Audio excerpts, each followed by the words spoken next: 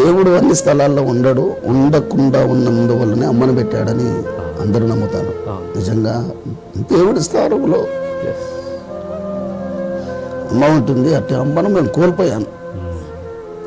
పిల్లలందరి కొరకు ప్రతిరోజు ఏడ్చి ప్రార్థన చేసేది. అమ్మకు చదువు రాదు, కానీ ఆమె ప్రార్థన ఎప్పుడు చేసినా కూడా మోకాళ్ళ మీద ఉండి ఏడ్చుకుంటూ ప్రార్థన చేసేది. అట్టి ఆ అమ్మ ఏడ్చి ప్రార్థన చేసేటప్పుడు మాకు ఆ విలువ తెలియలేదు. కానీ ఇప్పుడు ప్రతిరోజు నేనైతే ఆమెను తలుచుకొని రోజంటూ ఉండదు. ఆమె చేసిన ప్రార్థన బట్టి నేను ఈరోజు సేవలో ఉన్నాను.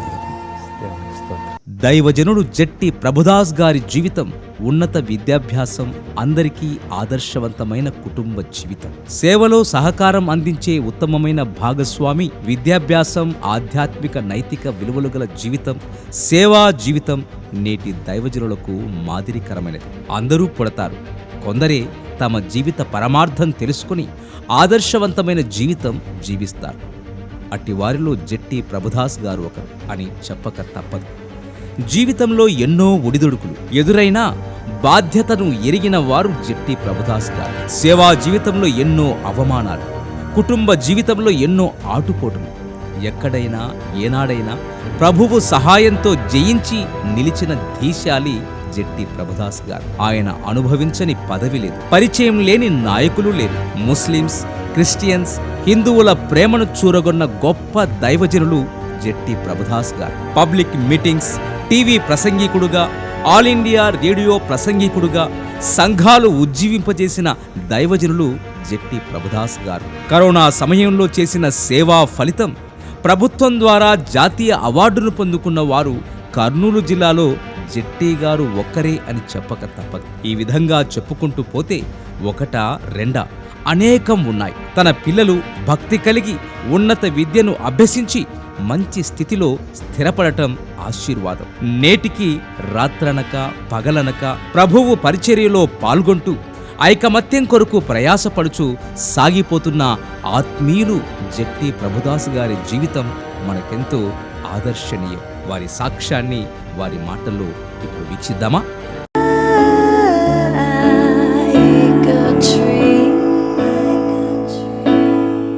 Praise the lord. దేవుని నామానికి స్తోత్రం కలుగును గాక. మహాగణుడు, మహోన్నతుడు, మహిమాన్వితులైన దేవుని ప్రియ కుమారుడైన యేసుక్రీస్తు వారి శ్రేష్టమైన నామమున క్రీస్తుకు నేను సాక్షి కార్యక్రమానికి ప్రేమపూర్వక ఆహ్వానం తెలియజేస్తున్నా. ఈ కార్యక్రమంలో అనేక మంది దైవజనుల యొక్క వ్యక్తిగత జీవిత విశేషాలను మీ ముందుకు తీసుకుని వచ్చాం. ఈసారి కూడా ఒక మంచి అద్భుతమైన సాక్ష్యాన్ని మీ ముందుకు తీసుకుని వచ్చాం. వారిలో జట్టి ప్రభుదాస్ గారు ప్రత్యేకంగా, ప్రముఖంగా మరి దేవుని ఆత్మ చేత బహు బలంగా వాడబడుచు దేవునిచే మరి ఆయన ఆశీర్వదింపబడుతున్నారు. మరి ఈరోజు ఆయన సాక్ష్యాన్ని ఆయన మాటల్లో మనం వీక్షిద్దాం. ప్రైజ్ లార్డ్ అయ్య గారు, మీ గురించి మేము చాలా విషయాలు ఉన్నాం. మరి ఈరోజు మీ సాక్ష్యాన్ని మన ప్రేక్షకులకు అందించాలన్న ఆశతో మిమ్మల్ని ఆహ్వానించడం జరిగింది. అయ్య గారు, మిమ్మల్ని గురించి పరిచయం చేసుకోండి ప్లీజ్. Praise the lord. దేవుని నామానికి మహిమ కలుగును గాక. ఈ యొక్క ప్రత్యేకమైన కార్యక్రమానికి దైవజనులు నన్ను కూడా ఆహ్వానించి అప్పట్లో వారికి ఉన్నటువంటి ప్రేమను బట్టి, ఈ విధంగా సాక్ష్యం పంచుకోవడానికి ఇచ్చిన అవకాశమును బట్టి కృతజ్ఞతాస్తుతులు చెల్లిస్తూ ఉన్నాను. దైవజనులకు వందనాలు. ప్రాముఖ్యంగా మా యొక్క సొంత గ్రామము జూలకల్లు గ్రామము, కోడుమూరు నియోజకవర్గము, కర్నూలు జిల్లా, ఆంధ్రప్రదేశ్. మా నాన్న అమ్మకు మేము 5 కుమారులము, 2 కుమార్తెలు. కుమార్తెలు 2 పెద్దవాళ్ళు, తర్వాత నేను. మగపిల్లలందరికీ నేను పెద్దోడు. మా జీవిత విశేషాలు, మా కుటుంబ జీవితం గ్రామంలో ఒక ఉన్నతమైనటువంటి కుటుంబంగా, ఆర్థికంగా స్థిరపడినటువంటి కుటుంబం. అలాంటి కుటుంబంలో మొట్టమొదటగా నేను కుమారులకు పెద్దవాడను. నా జీవితంలో నేను చదువుకుంటున్నటువంటి రోజుల్లోనే 10th క్లాస్ వరకు గూడూరులో చదువుకున్నాను. 10th క్లాస్ అయిన తర్వాత తిరుపతిలో చదివాను, ITI. తిరుపతిలో చదువుతూ ఉన్నప్పుడు నా జీవితంలో ఒక గొప్ప మలుపు జరిగింది. చీకటి శక్తులు ఆవరించటమును బట్టి హోమ్ సిక్ అయ్యి చదువుకు డ్యామేజ్ చేసుకొని కాలేజ్ ఎగ్గొట్టి తిరుపతి నుంచి పారొచ్చే సమయం అది. ట్రైన్లో రావడము, నెలలో 4-5 సార్లు కర్నూలుకు వచ్చి తిరిగి వెళ్ళడం. అలాంటి సందర్భంలో మానసిక ఒత్తిడికి లోనవటం వలన ఆ దినాలలో ఒక దైవజనుడి దగ్గరికి వెళ్ళి పూలకళ్ళు మోజేస్తారు. దైవజనుల దగ్గరికి వెళ్ళి ప్రార్థన చేయించుకొని వెళ్ళటం వలన ధైర్యం పొందుకున్నాను. బైబిల్ చదువుకోనండి, ప్రార్థన చేసుకోమని చెప్పాను నాకు. 1990-91 సంవత్సరం నేను తిరుపతిలో ఐటీ చదువుతున్న కాలంలో లూథరన్ చర్చికి వెళ్తూ ఒకే సంవత్సరము సుమారుగా అంటే 11 సార్లు దేవుని యొక్క బైబిల్ గ్రంథాన్ని పూర్తిగా చదవడం జరిగింది. చదివినప్పుడు మాత్రమే నెమ్మది ఉండేది. ఆ నెమ్మది దొరికే స్థలం నాకు దొరికిందని చెప్పేసి అంతగా చదవడం జరిగింది. ప్రార్థన, బైబిల్ చదవడం, ఈ రెండింటి వలన నేను ఐటీ ఫస్ట్ క్లాస్లో అక్కడ పాస్ అయ్యి తిరిగి రావడం జరిగింది. వచ్చిన తర్వాత మళ్ళా డిప్లొమా డిఫార్మసీ చదవడానికి కడప జిల్లా బద్వేలుకి వెళ్ళాను. బద్వేలు మొదటి సంవత్సరం అయిపోయిన తర్వాత సేమ్ ప్రాబ్లం, మానసిక ఒత్తిడికి లోనవటం వలన ఆ ప్రాబ్లం నుంచి విడుదల పొందడానికి అక్కడ ఉన్నటువంటి దైవజనుడు బద్వేల్లో క్రిస్టఫర్ పాస్టర్ గారు చాలా బలపరిచాడు. ఆయన అంటే సేవకి వెళ్ళాను, పొలాలకు వెళ్ళి ప్రార్థన చేసుకోవడం, గట్లకి వెళ్ళి ప్రార్థన చేయడము, నా చదువు కొనసాగించడం, ఈ విధంగా పూర్తి చేయడం జరిగింది. అప్పుడు ఒక తీర్మానం చేసుకున్నా, ప్రభువా ఈ యొక్క స్థితిలో నుంచి నేనే గనక సంపూర్ణంగా బాగుపడి ఆరోగ్యంగా ఉంటే నేను నీ పరిచర్య కొరకు వస్తాను నాయన అని చెప్పి నా అంతకు నేనుగా తీర్మానం చేసుకోవడం జరిగింది. ఆ విధంగా వెళ్ళిన తర్వాత తిరిగి నేను ఇంటికి వచ్చిన తర్వాత ప్రమాణం మర్చిపోయాను, ప్రార్థన మర్చిపోయాను. తిరిగి 1993 కర్నూలు డిగ్రీ కాలేజ్ ఎస్టీబీసీ కాలేజీలో డిగ్రీ చేయడం జరిగింది, బీఎస్సీ. ఫస్ట్ బ్యాచ్ మాదే. చదువుతూ ఉన్నప్పుడు మొదటి సంవత్సరం, సెకండ్ సంవత్సరం అయిపోయిన తర్వాత 1997 జనవరి 1వ తారీఖున దేవుని మందిరమునకు వెళితే దైవజనులు పేరు పెట్టి పిలవటం బట్టి సేవ పరిచయకు దేవుడు నిన్ను ఆహ్వానిస్తూ ఉన్నాడు అని ఎప్పుడైతే ఆ పిలుపు వచ్చిందో, ఆ పిలుపు నాకు, నా తల్లిదండ్రులకు, సంఘం అంతటికి అంగీకారమైనందువలన నేను ఆ రోజుకి డిగ్రీ కంప్లీట్గా వదులుకొని సర్టిఫికెట్స్ కూడా తెచ్చుకోకుండా సంపూర్ణంగా ఆ రోజు సమర్పించుకొని సంఘం ద్వారా సేవ పరిచయకు రావడం జరిగింది. ఇది నా జీవితంలో నేను సేవకు రావడానికి నా కుటుంబ నేపథ్యం అయ్యారు. ఓకే గారు, థ్యాంక్ యూ సో మచ్. మొత్తం టోటల్గా మీరు ఏకదాటిగా మొత్తం చెప్పేసేసారు, చాలా సంతోషం. మలుపు తిరిగిందే అన్నారు, అసలు ఏంటి ఆ మలుపు, ఏం జరిగింది అసలు? మానసికమైనటువంటి అన్ని రోగములకన్నిటికన్నా మానసిక రోగం భయంకరమైనది. అవును, మానసిక రోగం అన్నారు మీరు, కరెక్టే. అంటే మీలో ఏం కలిగేది, ఏమనిపించేది అసలు? భయంకరమైనటువంటి చెడ్డ ఆలోచనలు, చెడ్డ తలంపులు, చెడ్డ ఊహలు, అవి వర్ణించడానికి రావు. ఓకే. రోగులలో భయంకరమైన రోగులు, ఆ రోగులకు మించిన రోగము మానసిక రోగం. అదే ఆ పరిస్థితుల్లో నుంచి బయట పడతామన్న నమ్మకం ఏమాత్రం ఎవరికి ఉండదు.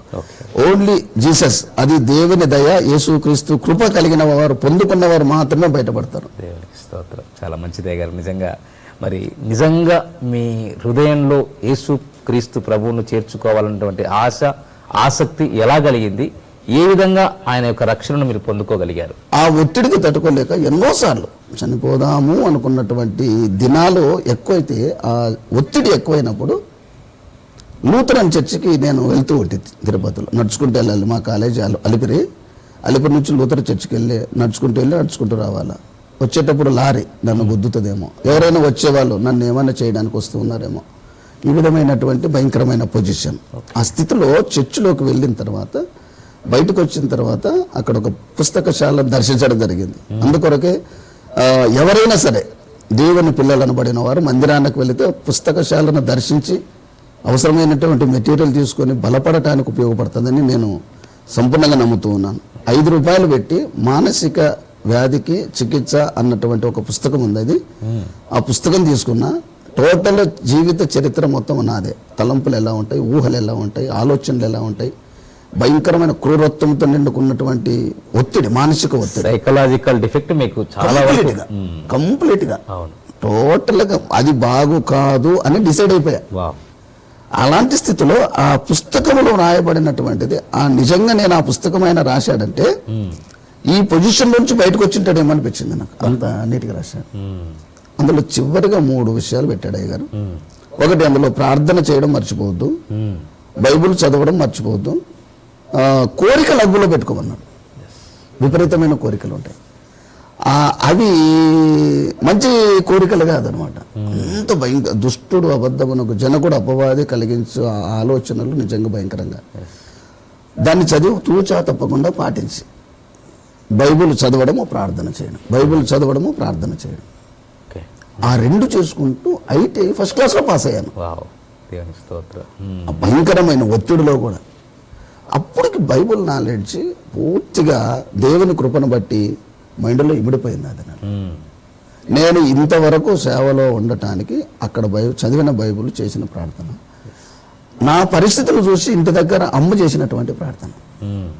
అమ్మ మంచి ప్రార్థన పరురాలు.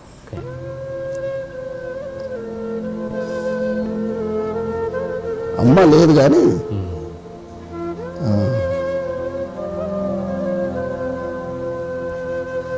దేవుడు అన్ని స్థలాల్లో ఉండకుండా ఉన్నందువల్లనే అమ్మను పెట్టాడని అందరూ నమ్ముతారు. నిజంగా దేవుడి స్థానంలో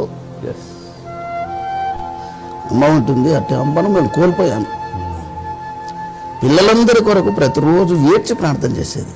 5 మంది కొడుకులు, ఒకడు వాక్యం చెప్పాలా, ఒక కొడుకు తబలా వాంచాలా, ఒక కొడుకు పాటలు పాడాలా, ఒక కొడుకు పాటలు రాయాలా. 5 మంది 5 రకాలుగా వాడబడాలని.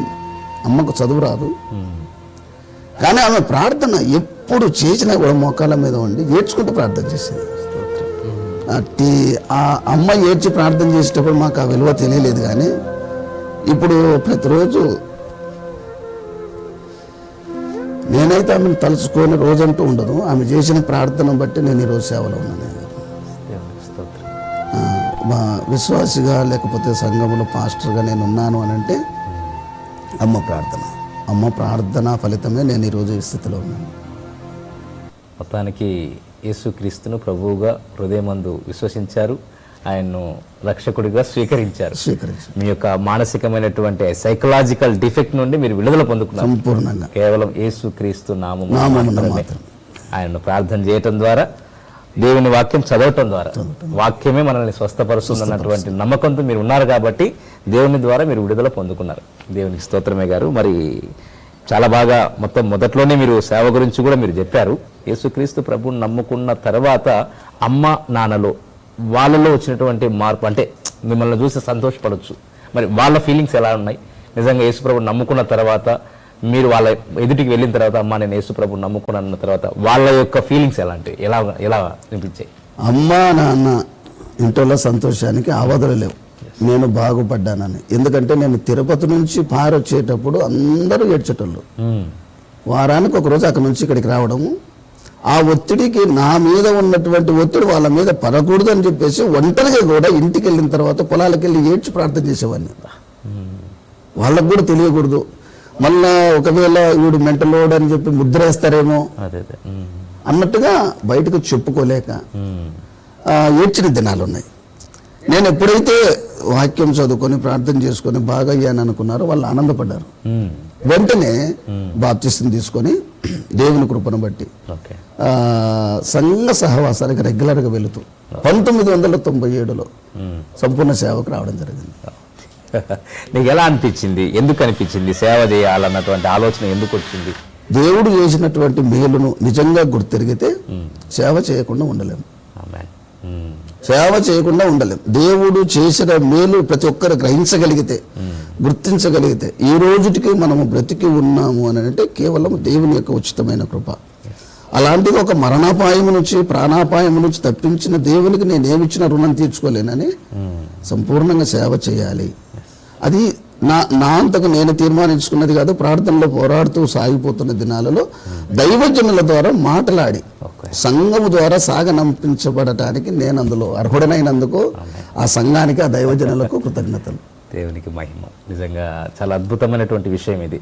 సంఘము గుర్తించి, సంఘము మీకు ఒక రెఫరెన్స్ ఇచ్చి, ఇతను సువార్థికుడిగా, ఇతడు మంచి వాక్యోపదేశకుడిగా ఉండాలి, ఇతన్ని పంపిస్తే కొన్ని ఆత్మలు దేవుని సన్నిధికి నడిపించబడతాయి అన్నటువంటి నమ్మకం మీ మీద పెట్టారు కాబట్టి దేవుని సేవకు మీరు పిలువబడ్డారు. దేవునికి మహిమ కలుగును గాక. నిజమే. మరి సేవకు వచ్చిన తర్వాత మరి మీరు ఎలా దాన్ని ఫేస్ చేశారు? ఎందుకంటే చాలామంది సేవ అంటే అంత ఆషామాష అయితే కాదు. మామూలుగా అయితే చాలామంది అందులో లగ్జరీ లైఫ్ ఉంటుందని కొంతమంది అనుకుంటారు, అందులో డబ్బు సంపాదించుదామని కొంతమంది ఉంటారు. కానీ నిజమైనటువంటి సేవకు వచ్చిన వాళ్ళు మరి నీతిమంతునికి కలుగు ఆపదలు అనేకములు. మరి ఆ విధమైనటువంటి పరిస్థితులు ఏమైనా మీకు ఇబ్బందులు ఎదుర్కొన్నారా? తప్పకుండా 100% వాటన్నిటి ఫేస్ చేయడం జరిగింది. సేవ అన్నది పూలపాన్పు కాదు, శ్రమలతో కూడుకున్నది. లగ్జరీ జీవితం కోరుకోవడానికి సేవకు రావాల్సిన పని లేదు. కోరుకోకూడదు, రాకూడదు, చేయలేము కూడా. అలా కోరుకోవడం వలన సైతానికి మహిమ కలుగుతుంది కానీ దేవునికి మహిమ రాదు. శ్రమలతో కూడుకున్నది, శ్రమలు అనుభవిస్తూ చేయగలిగినది. నేను వాటిని నిజంగా చాలా ఆనందంగా స్వీకరిస్తాను. మా జీవితంలో నేను సేవకు వచ్చిన తర్వాత 5 పంపబడ్డాం. జట్టి ప్రభుదాస్ అన్న, నేను, పాస్టర్ తిమోతి, పాస్టర్ ఇస్సాకు, పాస్టర్ బాలసుందరం, పాస్టర్ ఆనందం గారు 5 వెళ్ళి స్వార్థ సేవ చేసి అన్ని గ్రామాలు దర్శించి పత్రికలు పంచి రాత్రి ఏదో ఒక సంఘములో వాక్య పరిచర్య చేసి సోమవారం నుంచి శనివారం వరకు జరిగిన సేవా పరిచర్యను గురించి ఆదివారం స్థానిక సంఘములు పంచుకొని మరలా సోమవారం నుంచి శనివారం వరకు వెళ్ళడం జరిగేది. ఓకే, సంతోషమే గారు. మరి మీరు కొన్ని పరిస్థితుల గురించి చెప్తున్నారు. ఎందుకంటే నీతిమంతుని కలుగు ఆపదలు అనేకములు అన్నారు. తర్వాత క్రీస్తు యేసునందు సద్భక్తిగా బ్రతకను దేశించు వారు హింస పొందుతారు. మరి అలాంటి సంఘటనలు ఏమైనా జరిగాయా మీ సేవలో? హృదయాలను కదిలించేటువంటి ఒక సన్నివేశం ఏదైనా? ఒక గ్రామానికి వెళ్ళాము. భయంకరమైనటువంటి ఎదురాడి దూషించి మాట్లాడారు. ఆ మాటలు తట్టుకోలేక కొన్నిసార్లు పరిచర్య చేయడానికి మనకు అవసరమా, ఆ మాటలు అంటే చెప్పడానికి రాదు కానీ భయంకరమైనటువంటి దుర్భాషలు. పని చేయలేక పరిచర్యకు వచ్చారని, పని చేయడం చేత కాకుండా ఎవరో అన్నం పెడతారు, ఏదో తినొచ్చు, బాగుండొచ్చు అన్నటువంటి ఉద్దేశంతో నీచంగా మాట్లాడారు. మాట్లాడిన తర్వాత పత్రికలు కాల్చిన సందర్భాలు ఉన్నాయి. తర్వాత మిమ్ములను కూడా లేకుండా చేస్తామన్నటువంటి బెదిరింపులు కూడా ఉన్నాయి. కానీ వాటన్నిటికీ బెదరలేదు. ప్రేమతో ఆ దినాల్లో చాలా ప్రేమతో వాళ్ళకి సమాధానం చెప్పడం జరిగింది.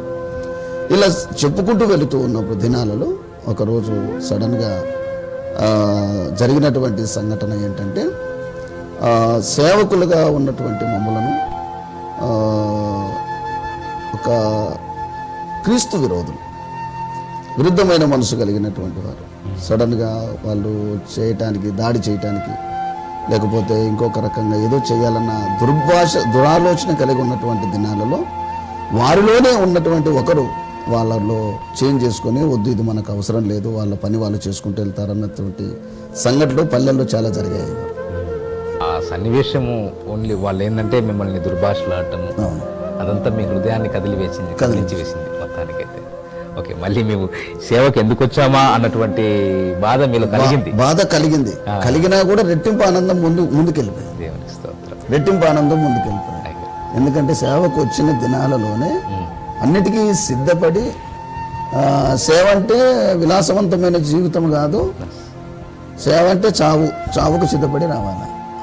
ఆ పట్టుదల వచ్చింది. బ్రతుకుట క్రీస్తే చావైతే లాభము. దేవుని స్తోత్రం. చాలా సంతోషం, మంచి మాట చెప్పారు అయ్యగారు. మరి సేవ మీరు ప్రారంభించారు.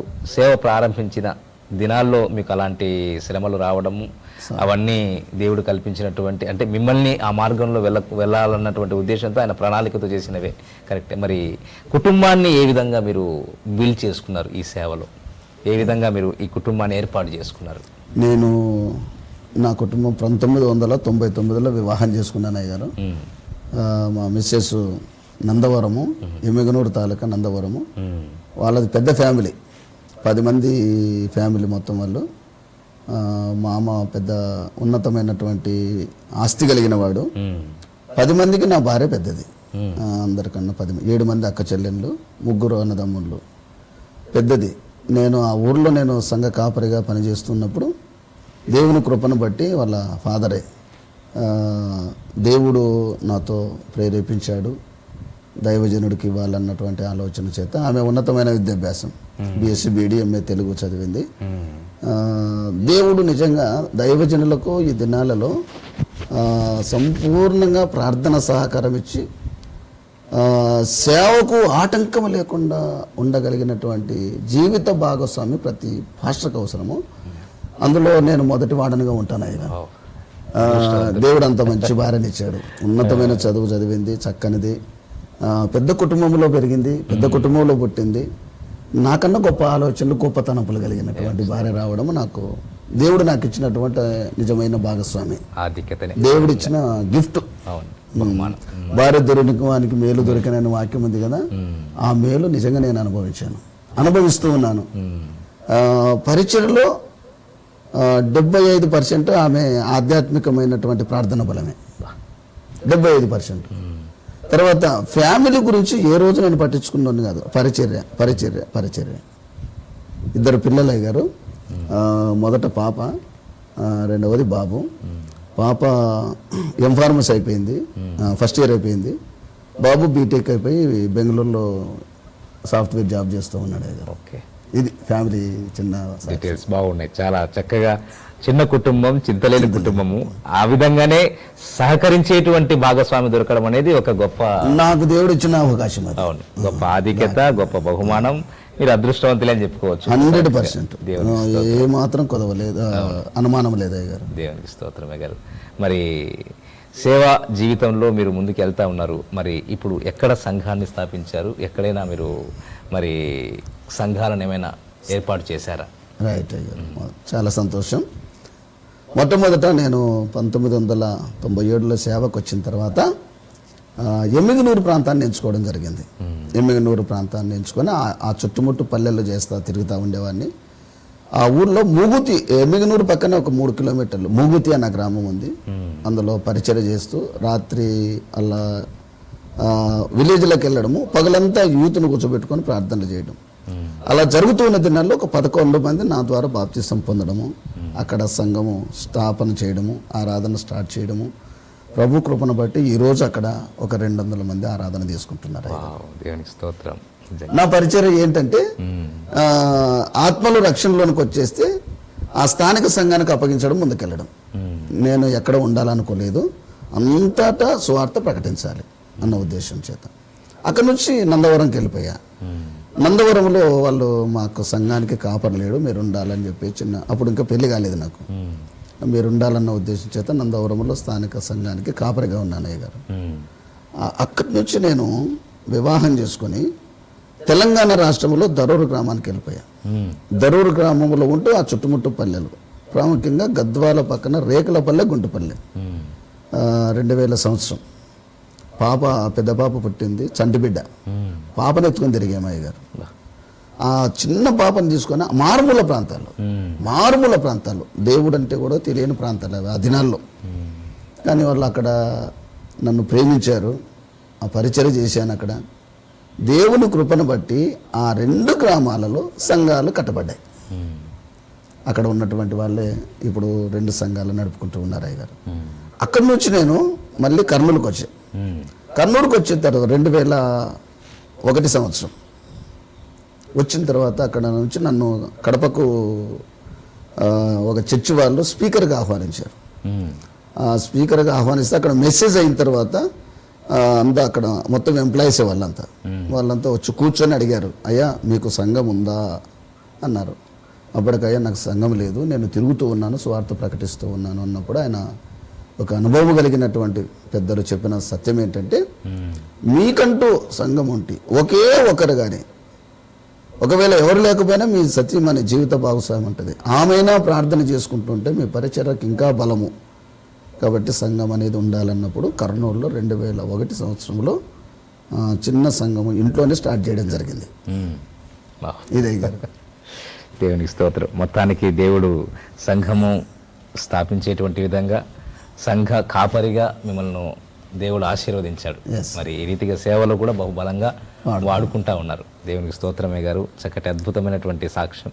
మరి చివరిగా మరి మీ కుటుంబ జీవితం తర్వాత సేవా జీవితంలో ఏ విధమైనటువంటి ఇంకా మీరు మేలు పొందుకుంటా ఉన్నారు, ఆ మేలు పొందుకున్న తర్వాత మరి దేవుణ్ణి ఏ విధంగా మహింపరుస్తున్నారు, అదొక చివరిగా మీరు చెప్పి ఈరోజు ప్రేక్షకులకు, మన యొక్క వీక్షకులకు మీరు చెప్పేటువంటి సందేశం ఏంటి? రైట్. జీవితంలో, నా సేవా జీవితంలో ఒక అద్భుతం జరిగింది. ఆశ్చర్యకరమైనటువంటి సంఘటన దేవుడు జరిగించాడు. ఒక రకంగా నా విశ్వాస జీవితానికి, ఆధ్యాత్మిక జీవితానికి ప్రమోషన్ లాంటిది అనుకోవచ్చు. దానికి వేదిక బనగానపల్లె అని నేను గర్వంగా చెప్పగలను. ఒకానొక సందర్భంలో బనగానపల్లె పాస్టర్ ఫెలోషిప్కు వాక్యం చెప్పడానికి నన్ను ఆహ్వానించారు. నేను వచ్చాను. ఇక్కడ వాక్యం చెప్పిన తర్వాత లేట్ అయింది. నైట్ 8 గంటలు 9 గంటలకు నేను కార్లో వెళ్తూ ఉన్నా. నాకు మా సంఘం నుంచి ఫోన్ వచ్చింది, చర్చిని కూలగొడుతూ ఉన్నారు, దుండగులు వచ్చి కూలగొట్టేస్తూ ఉన్నారని ఫోన్ వచ్చింది. చర్చి నేను వెళ్ళేసరికి మొత్తం ధ్వంసం చేసేసారు. ఎందుకంటే టోటల్గా హిందువుల మధ్యలో ఉంది మా మందిరం, టోటల్గా హిందువులు. ఒక రకంగా క్యాస్ట్ పరంగా, కుల పరంగా ఇది దళితుల దేవుడు, ఎస్సీల దేవుడు అన్నటువంటి ఉద్దేశం చేత వీళ్ళు ఇక్కడ ఉండడం మంచిది కాదని ఆ విధంగా చేయడం జరిగింది. ప్రభు కృపను బట్టి దానిని ఫేస్ చేసి దేవుడు అద్భుత రీతిగా మరలా ఎవరైతే వద్దన్నారో వాళ్ళ చేతనే ఇక్కడ మందిరం ఉండాలి అనిపించి దేవుడు సాక్ష్యాన్ని నిలబెట్టాడు. ఎవరైతే కూలగొట్టారో కూలగొట్టిన వ్యక్తులందరూ మమ్మల్ని క్షమించండి, తెలియక చేశామని చెప్పి ఒప్పుకోవడం జరిగింది అయ్యారు. ఇది దేవుడు నా జీవితంలో సేవలో చేసినటువంటి గొప్ప అద్భుతం. ఇప్పుడు అక్కడ చిన్న హట్ వేసి ప్రార్థన జరగడం జరుగుతుంది. రెండవదిగా అమీలియా హాస్పిటల్ పక్కన ఒక మల్లెల పుల్లారెడ్డి అన్నటువంటి వ్యక్తి ఒక 7.5 సెంట్ల స్థలాన్ని, 1 కోట్ల విలువ చేసే స్థలాన్ని ఉచితంగా పరిచర్య కొరకు ఇచ్చాడు. నేను పేదల మధ్యలో మురికి కాలువల దగ్గర, పేదల దగ్గర, అనాథల దగ్గరనే పరిచర్య చేస్తూ ఉంటాను. దానిని చూసి ఆయన పిలిచి పరిచర్య కొరకు స్థలాన్ని ఇచ్చాడు. అక్కడ కూడా ఆరాధన నడుగుతుంది. 2 స్థలాలలో ఆరాధన జరుగుతుంది. కాబట్టి నా జీవితంలో దేవుడు చేసినటువంటి మేలులు వీటన్నిటిని బట్టి వదలకుండా సమయమందును అసమయమందును లోక సంబంధంగా ఆలోచన చేయలేదు. ఎక్కడికైనా కూడా స్వార్థ పరిచర్య కంటే ముందుండి వెళ్ళడం జరుగుతుంది. అందుకొరకు ఈ దినాలలో సేవకు వస్తున్న వాళ్ళందరికీ కూడా నేను చెప్పడము ఒకటే, కుటుంబం కన్నా బంధువుల కన్నా పరిచర్య అనేది చాలా గొప్పది. ఆ పరిచర్య చేయుటకు వచ్చినటువంటి మన జీవితాలు ధన్యకరమైనవి. ఎవరో ఒకరు మేము 10వ భాగం ఇస్తేనే దేవుడు మమ్మల్ని ఆశీర్వదిస్తున్నాడు అని చెప్పుకొని గర్వంగా ఆనందిస్తున్న దినాలలో మన జీవితాలు దేవునికి సమర్పించుకున్నప్పుడు దేవుడు ఇస్తూ ఉన్నటువంటి ఆనందం సంపూర్ణంగా మనం పొందుకుంటామన్నటువంటి నిశ్చితం నాకు కలిగిందే గారు. దానికి వీక్షకులకి ఇచ్చేటువంటి సందేశము, దేవుడు మనకు మేలు చేయక మానడు, మేలు కలుగుటకు సమస్తం ఆయన సమకూర్చి జరిగిస్తాడు. ఇంతవరకు మా పరిచర్యలో ఏ మేలు కొదవలేదు. తినటానికి కానీ ఉండటానికి కానీ అటు పరిచర్యలో దేవుని మాకు ఇచ్చినటువంటి దాని నుండి ఈ నా ఉద్దేశం ఇంకొకటి ముఖ్యంగా చెప్పాల్సింది, ఈ అంత దినాలలో, ఈ చివరి దినాలలో ఎదుటివారు ప్రేమను పొందుకొని క్రీస్తు దగ్గరకు నడిపించడానికి క్రియారూపకమైనటువంటి పరిచర్య చాలా ఇంపార్టెంట్. అది సోషల్ యాక్టివిటీస్ అని దోర్కమ్మ చేసినటువంటి చిన్న పరిచర్య బైబిల్లో రాయబడింది. నేను మెడికల్ క్యాంప్స్, విడోస్ పరిచర్య, హాస్పిటల్ పరిచర్య, జైలు పరిచర్య, కరోనా టైంలో ఒక్కరోజు ఇంట్లో ఉండకుండా ప్రతిరోజు కరోనా పేషెంట్ల దగ్గరకు, రోడ్ల మీద ఉన్న వాళ్ళ దగ్గరకు వెళ్ళి భోజనాలు ఇవ్వటము, మాస్కులు ఇవ్వటము, శానిటైజర్లు పంచటం. నాకు ఎలా సాధ్యమైంది ఇది? ఫస్ట్ కరోనా టైంలో అనగా మా కర్నూలు జిల్లాకు అడిషనల్ ఎస్పీ గారు ఉండేవారు, పెద్దలు ఆంజనేయులు సార్ అని, చాలా సహకారం ఇచ్చాడు. ఈ చర్చి పడగొట్టినప్పుడు అయ్యగారు ఎంతో సహకరించారు. దేవుని కృపను బట్టి సాల్వ్ అయింది. అప్పటి నుంచి ఆయన ఇంట్లోనికి పిలుచుకొని ప్రార్థన చేయించుకొని, అయ్యగారు మనం బయటికి వెళ్ళి కరోనా పేషెంట్లకు ధైర్యం ఇద్దాము, మనము వాళ్ళకు ధైర్యం ఇవ్వాలి, మనం ఉండకూడదు, దేవుని పిల్లలు మనకి ఏది రానివ్వడం చెప్పినప్పుడు అయ్యగారు డ్యూటీలో ఉన్నప్పటికీ కూడా ప్రతిరోజు మేము తిరగడం జరిగింది. అలాంటి టైంలో రాష్ట్ర ప్రభుత్వము గ్రహించి గుర్తించి సీఎం క్యాంప్ ఆఫీసులో కర్నూలు జిల్లా తరపున ఒకళ్ళి జట్టి ప్రభుదాస్ పాస్టర్ గారికి మాత్రమే జాతీయ అవార్డు ఇచ్చి చిన్న హానర్ చేశారు. ఎందుకంటే దేవుడు నిజంగా అంత నాకంటే మించిన పరిచర్య చేసిన వాళ్ళు ఉన్నారు, కానీ దేవుడు నాకు ఆధిక్యతనిచ్చాడు గారు. కంగ్రాచులేషన్ గారు, చాలా సంతోషం. నిజంగా జాతీయ అవార్డు పొందుకోవడం అనేది ఒక అద్భుతమైనది, ప్రభుత్వం ద్వారా. దేవునికి స్తోత్రం, దేవునికి మహిమ కలుగును గాక. చాలా చక్కటి సాక్ష్యాన్ని మీరు పంచుకున్నారయ్య గారు. అద్భుతమైనటువంటి సాక్ష్యము, నిజంగా చెప్పాలంటే అనేకుల జీవితాలని ప్రభావితం చేసేటువంటి సాక్ష్యమే. నిజంగా మీ జీవితంలో దేవుడు ఒక సైకలాజికల్ డిఫెక్ట్ నుంచి, అందులో మానసికంగా మీరు ఎంత బాధపడ్డారో, ఎంత వేదన పడ్డారో వాటన్నిటి నుండి కూడా విడుదల పొంది దేవుని సేవకు రావటం, సేవలో మీరు గొప్ప గొప్ప అనుభవాలు రుచి చూడటం, సేవలో మరి అనేకమైనటువంటి మైలురాళ్ళు దాటటం, ఇవన్నీ కూడా దేవుని మహాకృపని. మరి చక్కటి సందేశాన్ని కూడా వీక్షకులకు అందించారయ్య గారు. మరి సాక్ష్యము ప్రతి ఒక్కరి జీవితంలో ప్రభావితం చేస్తుందని మరి నేను నమ్ముతున్నాను. చివరిగా మన వీక్షకుల కొరకు ప్రార్థన చేసి ఈ కార్యక్రమాన్ని ముగించుకుందాం గారు. మంచిదయ్యా, అయ్యగారు ప్రార్థన చేసుకుందాం.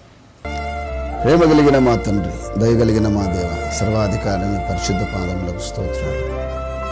అల్పులమైన మమ్ములను, మట్టి దేహాలకు విలువైన మీ ఆత్మను ఉంచి మీ పరిచర్య చేయుటకు దూతలకు లేని భాగ్యము నాకు మాకిచ్చి మీ నామ మహిమ కొరకు పనిముట్లుగా సాధనాలుగా వాడుకుంటూ ఉన్నందుకు స్తోత్రాలు. చివరి దినాలలో మా ప్రియులు పెద్దలు నన్ను ప్రేమించి ఇదిగోనైనా మరి తండ్రి నా సాక్ష్యమును పంచుకోవటానికి మీరు ఇచ్చిన ప్రేరేపణను బట్టి స్తుతిస్తూ ఉన్నాను. మా స్వనీతి కార్యములుంటే క్షమించండి. మీకు ఇష్టకరమైన జీవితంగా సాక్ష్యంగా ఉండటానికి కృప చూపించండి. సమస్త ఘనత మహిమ ప్రభువులు మీరు పొందమని పరిచర్యలో మేమందరం పాలిభాగస్థులం అవుతున్నందుకు స్తుతిస్తూ గణపరుస్తూ మీ దాసుల కుటుంబమును బట్టి ఈ విధంగా అనేక మంది దైవజనుల జీవితాలను అనేకులకు పంచుకుంటకు, వెలుగు తీయుటకు, అనుభవాలను అనేక మందికి అయినా వినిపించి బలపరచుటకు మీరు అనుగ్రహించిన భాగ్యమును బట్టి స్తుతిస్తూ విదాసుడు విదాసురాలు బాబును బట్టి స్తుతిస్తూ గణపరుస్తూ యేసుక్రీస్తు నామమును బట్టి ప్రార్థించి స్తుతించి వేడుకుంటున్నాము తండ్రి. ఆమేన్. థ్యాంక్ యూ గారు. వందనాలు అయ్య గారు, నిండా వందనాలు. Praise the lord. నన్ను జ్ఞాపకం చేసుకుని నాకు ఇచ్చిన అవకాశమును బట్టి మీకే కృతజ్ఞతలు. థ్యాంక్ యూ గారు. Thank you so much. Praise the lord. వీక్షించారు కదండి క్రీస్తుకు నేను సాక్షి కార్యక్రమాన్ని. అద్భుతమైనటువంటి సాక్ష్యం మరి మన దైవజనులు జట్టి ప్రభుదాస్ గారు మనకు చక్కగా మరి వారి అనుభవాలను వివరించారు. నిజంగా వారి జీవితంలో దేవుడు చేసిన మేళ్ళు, ఆ అనుభవాలు మన జీవితాలకు ఎంతో మరి ప్రతిభావంతంగా మనల్ని కూడా ఇన్స్పైర్ చేసేటువంటి విధంగా ఉన్నాయి. సేవకు వచ్చేటువంటి ప్రతి ఒక్కరికి కూడా మరి అయ్యగారి అద్భుతమైనటువంటి సాక్ష్యం మనకు కూడా ఒక మార్గదర్శకంగా ఉంది. తన జీవితంలో దేవుడు చేసినటువంటి మేలు, ఆయన జీవితంలో దేవుడు చేసిన ఉపకారాలు చక్కగా మనకందరికీ కూడా వివరించారు. మరి ఈ సాక్ష్యం ద్వారా మీరు ఆశీర్వదింపబడ్డారని మేము నమ్ముతూ దేవుని మహిమపరుస్తున్నాం. ఇంకా కార్యక్రమంలో వచ్చేటువంటి అద్భుతమైన సాక్ష్యాలు వీక్షించండి, మీరు ఆశీర్వదింపబడండి. దేవునికి మహిమ కలుగును గాక. Thank you so much.